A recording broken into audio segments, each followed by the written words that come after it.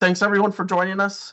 Excited to have this webinar with PinPoint. Want to go ahead and introduce our presenter today, Jonathan Bennett from PinPoint Status. He's the director of product over there, and he has 14 years of experience in software development, product management, and is a wizard with PinPoint. So excited with him for him to share today. We're going to be talking about collecting online reviews. I know everyone would love more online reviews. Getting those is a challenge. And then also how to motivate, how PinPoint can help motivate members of your teams. Word is escaping me. Install teams, templaters, just getting them rated. So Jonathan, thank you for taking the time to speak with us today, and show's all yours. Great. Let me throw up my screen. All right. So thanks for the intro, Kyle. Like you said, I'm Jonathan. I'm the director of product at PinPoint. Wrong window. Here we go. So yeah, what I'm going to talk about a little bit today about is how PinPoint Status works with ActionFlow and kind of the value we can bring to your company. So the idea behind PinPoint Status is pretty simple.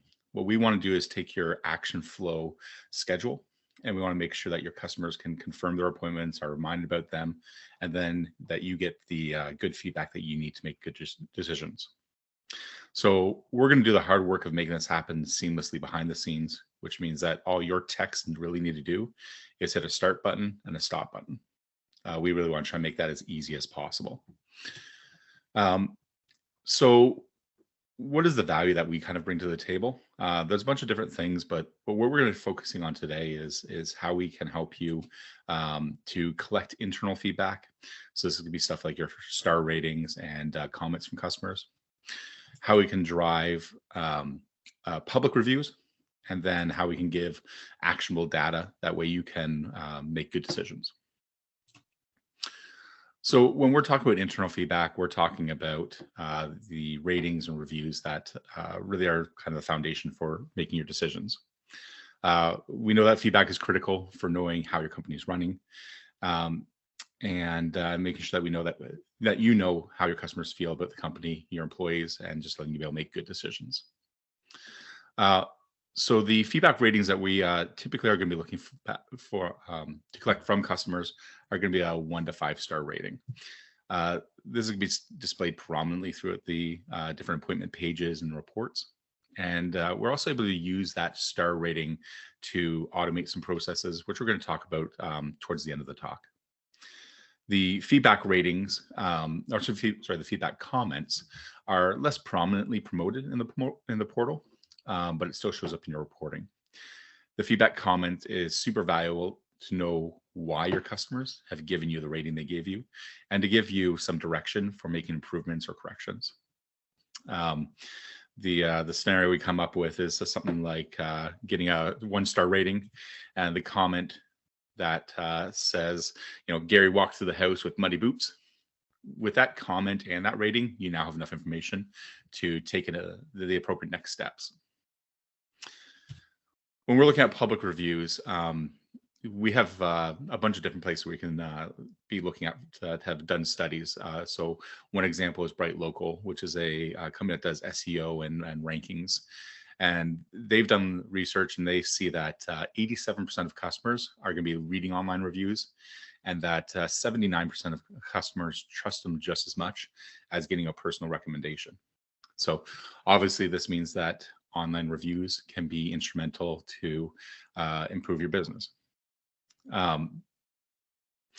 Typically when we recommend following the rating and feedback messages that we send through PinPoint with a request to leave a review on a service like Google Review.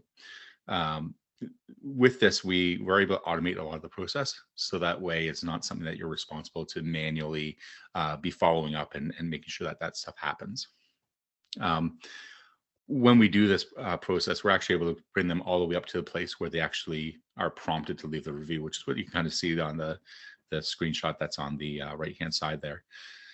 we don't have to say, look for us on Google or anything like that. We actually take them all the way up to the prompt where they can put in the review. So this makes it easier, and this is the most effective way of getting a customer to be able to leave a review. Now, one thing is that we can't really talk about public reviews without talking about the elephant in the room, which is negative reviews. And this really is a valid concern. But we do have to make sure that when we think about negative reviews, we're thinking about things and weighing them appropriately. So for starters, a small amount of negative reviews actually is good for your business. When you have negative reviews, when you have a few negative reviews, it gives more credibility to all the positive reviews. They know that they're real and they're not being cherry picked or curated by yourself. The other thing is that your response to negative reviews gives people an opportunity to see you in action, trying to handle those negative situations and correcting them. And then kind of the final thing to take in consideration is the cost and the value. So having missing the opportunity for positive reviews, that way you avoid negative reviews, is a trade-off. So having an increase in the positive reviews is something that's going to be more beneficial. So as long as you're doing a good job and you're not getting an overwhelmingly large number of negative reviews, then having those public positive reviews is still going to be a benefit to your business. With PinPoint, we're also able to collect actionable data. After you've collected your ratings, reviews, and you've pushed customers to leave those public reviews on stuff like Google, you can now do stuff with the information you've got. So 3 examples that I want to kind of promote today are things like incentive programs, doing additional training, and being able to address the issues that come up because of the information that you've looked at. So with incentive programs, these are going to be internal programs that will help you to promote the positive behavior in your staff. So most incentive programs are going to be for individuals, but you can also have team-oriented programs, and they're mostly going to be competitive. So this would be looking at something like you only have 1 employee of the month. With incentive programs, they're often, but not always, they're often not monetary based, but they still provide a reward or perk for the employees. So examples of some non-cash rewards are gift cards, which is kind of cheating. It's still basically cash, but not quite. There's other programs like recognition, where they get the employee of the month plaque or those types of things. But then you can also have other things like perks. So if there's a better parking spot, that'd be one way to have that type of perk, or even something where they get to come in late on Friday and the other staff are going to help with maybe some of the preparatory work that needs to happen typically in the morning. If you are doing incentive programs, we can talk about that more, but if you are doing incentive programs, it's important that you make sure that you are kind of aligned with the interests of the staff. If you're offering basketball tickets and no one on staff likes basketball, it's not going to be very motivating.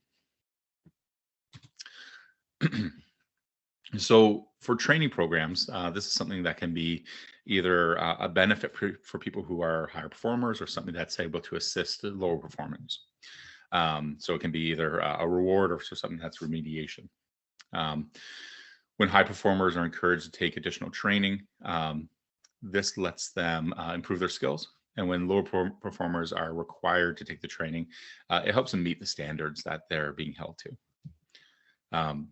One thing to even take into consideration is that additional training can be useful for promotion and future career growth. So there's a huge opportunity here for staff to be able to improve themselves and to be able to just improve loyalty, because you're investing into them, and that just helps the business as well. The other thing to kind of be looking at is how some of the information that we collect can be used to improve your business. So solving your business issues is one of the primary responsibilities for your leadership staff. Getting feedback from customers about the performance of the company and the performance of your service providers means you're able to know what problems are happening in the field. So some of these problems might have to deal with individuals, and you're able to work with them to correct those issues. But this also can be things that apply to the whole business itself. So once you've identified some of these issues, especially the ones with the business itself, you can work through a process to resolve those issues. So one model of working through this is kind of asking yourselves a few of these questions, and that's what's happening. So this is really literally what are the facts of what is happening, without being biased or without, having emotions and feeling, just kind of recording what's actually happening.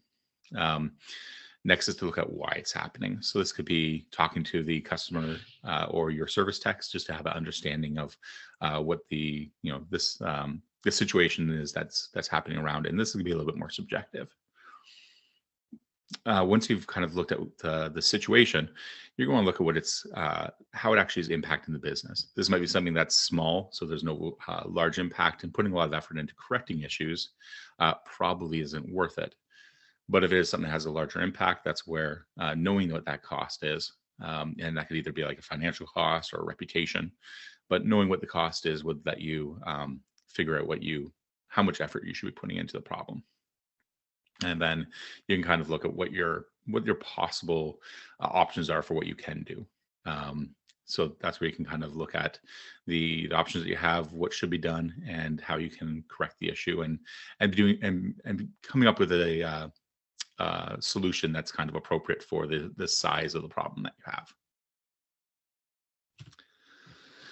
So with all of that said, just to talk specifically about how PinPoint Status helps you with some of this whole process.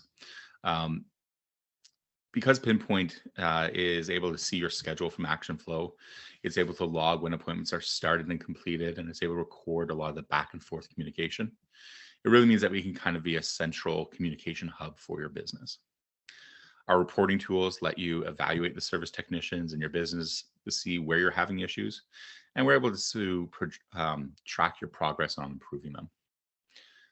Additionally, we enable you to proactively address customer concerns. And this goes back to what I mentioned near the beginning about automating some processes. So for instance, when a low rating comes in, we're able to immediately notify you of the issue. And we're also able to delay requests for public reviews. So with this, we can help you proactively address the issue, and we can hopefully prevent a low internal rating from turning into a low public rating. And we do this primarily through notifying your staff and then giving them the information they need to be able to address the problem and take care of it. So what we're really looking at is that with PinPoint and with ActionFlow, you have a complete set of tools to manage your projects, your schedule, and your communications with the customer. It also means that you have feedback that you need to be able to make sure that your business and your employees are working at their best, and that you're able to make good decisions. And really, that's kind of the core of how PinPoint interacts with ActionFlow. We tie into your schedule, and then we're able to bring a lot of that information that's how your business is running to light, and see how all that ties together and lets you answer questions, get those positive reviews for the company, and lets you get feedback on your customer, your service technicians and the performance that they're doing. And actually, one thing I was going to mention as I kind of wrap up is that if you are looking to work with PinPoint Status and ActionFlow, for the PinPoint Status side of things, we are offering a 25% discount on the concierge onboarding that will help you get set up and tied in. So that's really the core of it, unless people have more questions. I think you're muted, Kyle.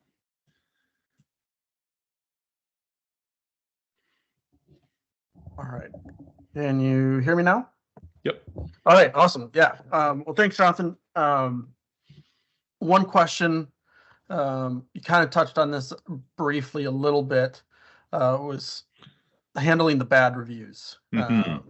How do you handle those? Just kind of walk through the process. Absolutely. There. So the first thing to mention, because this comes up a lot of times, is we are not allowed to selectively send out requests for public reviews. That's called gating. That's a big no-no for Google, and it's if we do that, you run the risk of your account being canceled. So it's something that we strongly advise you to not do, and that we don't allow with PinPoint itself. So if you are going to be asking for those public reviews on something like Google, then you're going to be sending out to all of your completed appointments. So that's probably the first thing to mention. The second thing is that if a low rating comes in, so if a person says 1-star rating, what we're going to do is we're going to delay the request for the Google review by 3 days. So a high rating, if someone says a 5, we're going to say right away, hey, leave us a review, because we do want to get that as soon as possible.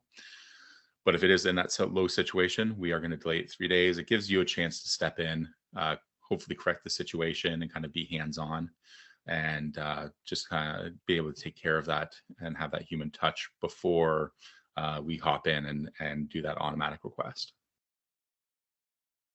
Yeah, gives you a chance to solve it before it gets too far. It's kind of a safety net built in there. Maybe it'll take it from a 2 to a 4 or something like that, or maybe 1 to 5 because you jump in. But yeah, we've actually seen in situations where a low rating comes in and it's handled well. It actually can lead to an even better rating overall. So it's usually appreciated more than it won't be something where 1 star, they were awful, goes to a 3-star. It's usually going to go to a 4 or 5. Yeah. And then maybe just we're talking about the install teams and motivating them, but like maybe touch a little bit on how you find out. Like, I know they have ratings and they can kind of get a little bit competitive with that, and just touch on that. Yeah.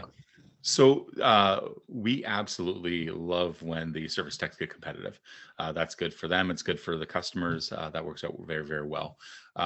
So with PinPoint, we do have kind of that dashboard where you can say, show me overall for the company, what's the average. So sorry, let me take a step back. We typically see the biggest thing that people compete on is an average star rating.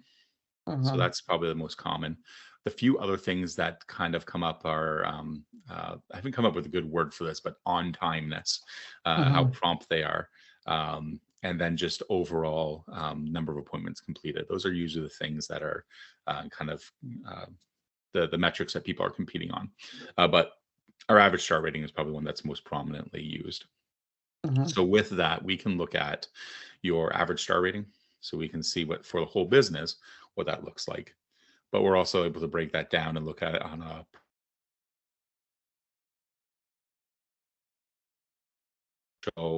your average star rating for the last week or the last month, but also showing your lifetime average star rating. So with that, we're able to pretty easily hop in and see for this week or last week or this month, where are different service providers or crews landing.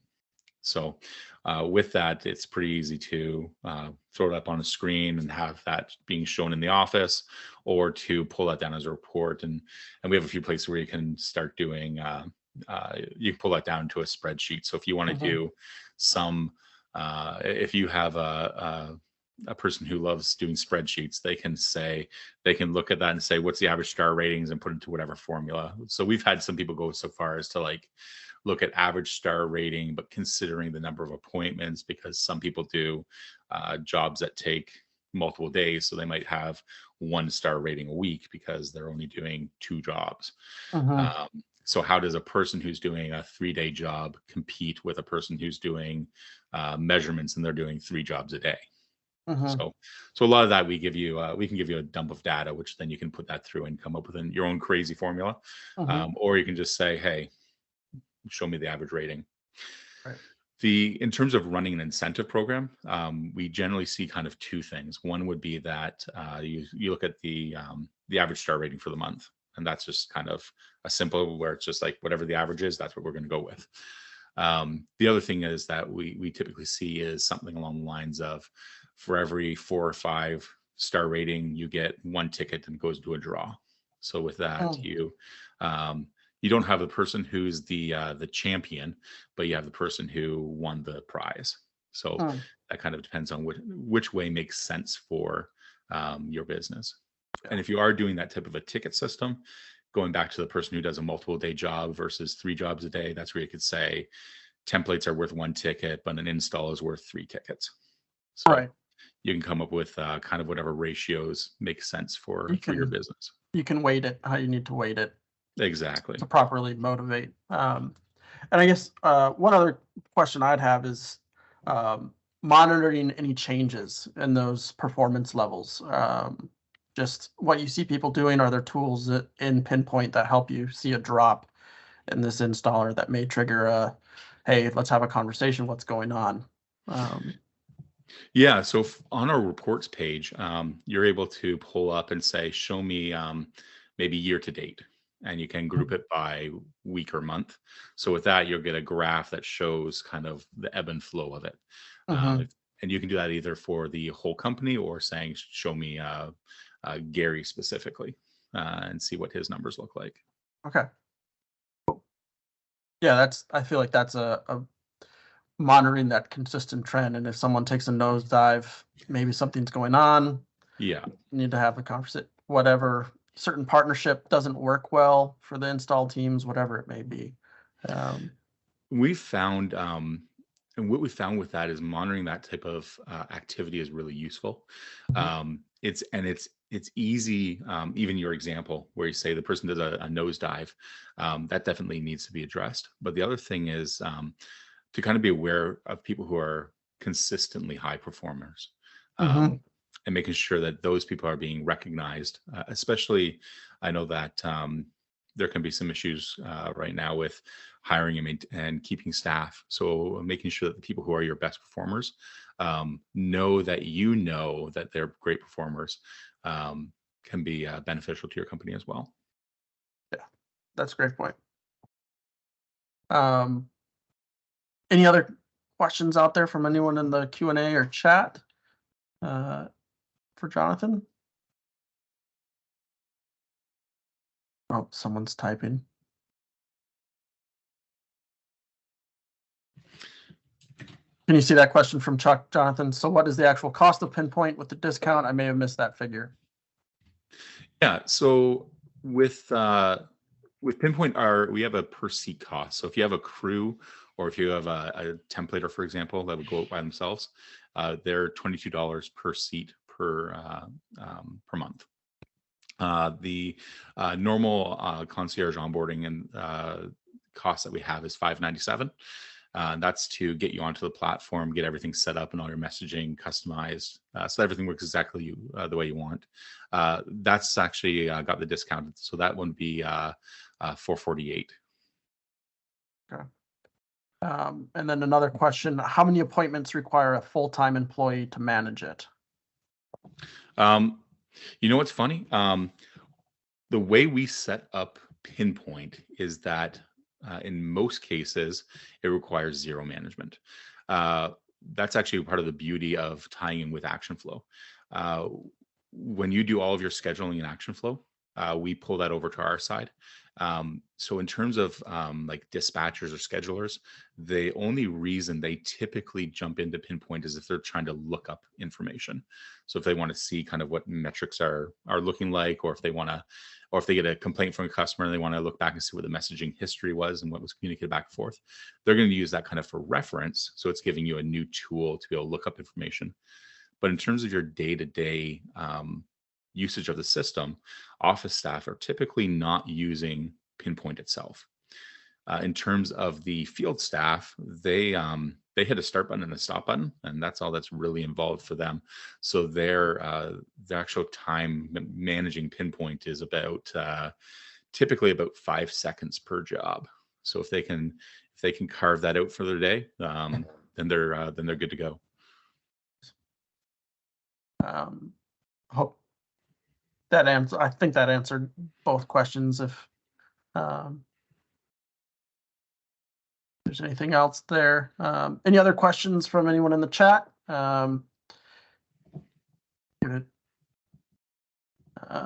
Doesn't look like it, but yeah, thanks, Jonathan, for running through this with us. If you want to learn more about PinPoint scheduling demo, something like that, where can they find you, Jonathan? Yeah, so the best place is to if you go to pinpointstatus.com, you'll see a lot of the information there. But if you go to pinpointstatus.com/demo, that's where you can schedule a demo. I can run through kind of the specifics about how Pinpoint works and answer any additional questions that you have. Awesome. And Grace also just put a landing page there in the middle with some more info. You can find some more information there, maybe a short video of how that information between ActionFlow and PinPoint gets communicated. But yeah, I think that's everything. I would definitely encourage We're you. gonna Go ahead, Grace. turn over to Josiah for the raffle.